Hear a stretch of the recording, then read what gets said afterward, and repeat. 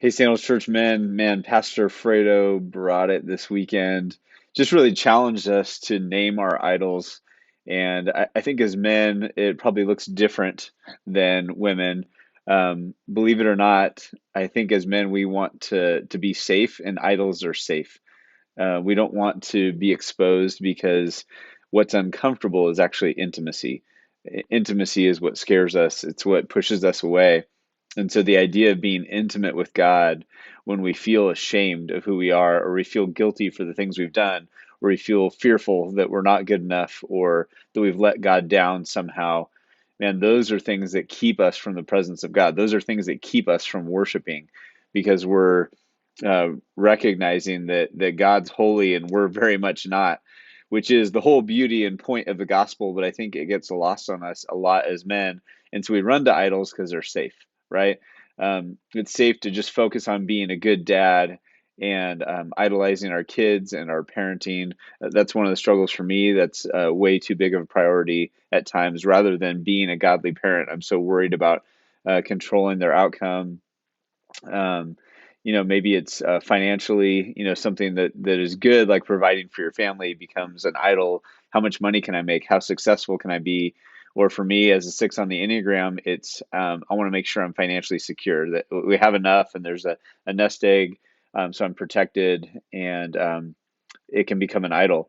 So for some of us, it's our time, because we work hard, we think we deserve the free time and to do what we want. And so we idolize that and prioritize it above everything else. And we make it God in our lives, and being able to sit down and watch a show or work on my hobby or whatever it is that we do. We don't prioritize the things that matter most. And so that can become an idol for us. Really anything can be an idol, but I think we run to that which is safe. That's the main thing. And so I want to really challenge you. What is safe for you?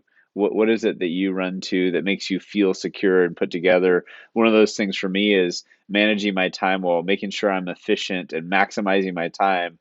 It makes me feel like I'm in control, like I'm being productive, like I'm good and accomplishing a lot.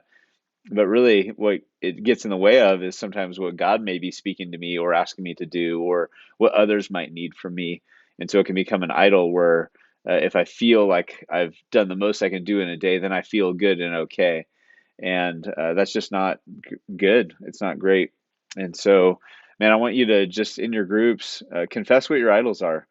Say them out loud, even if they're embarrassing, even if you don't love them, because for some of us it's sex or alcohol or drugs or power or whatever it may be. And until we name it, we can't really begin to work on it. It's our confession that unlocks that.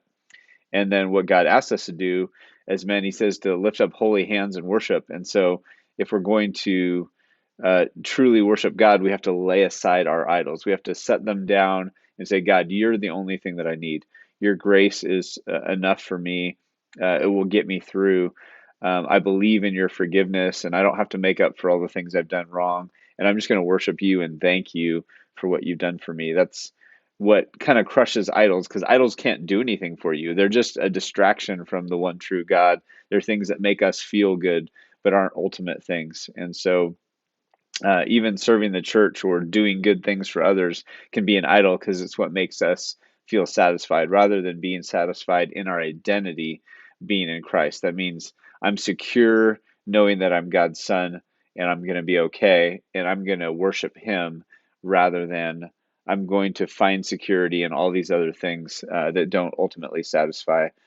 And ultimately, we want to be satisfied, we want to be fulfilled, we want to feel whole, and that only comes from Christ. It doesn't come from all the things that we think it does. So, man, please challenge one another, pray for each other, give good confessions, not excuses, and allow this to be a transformative week for your groups. I think this could dynamically change how we view life, how we view what we pursue, how we use our time and money. It could really change all those things if we begin to see it through the lens of idolatry versus worship.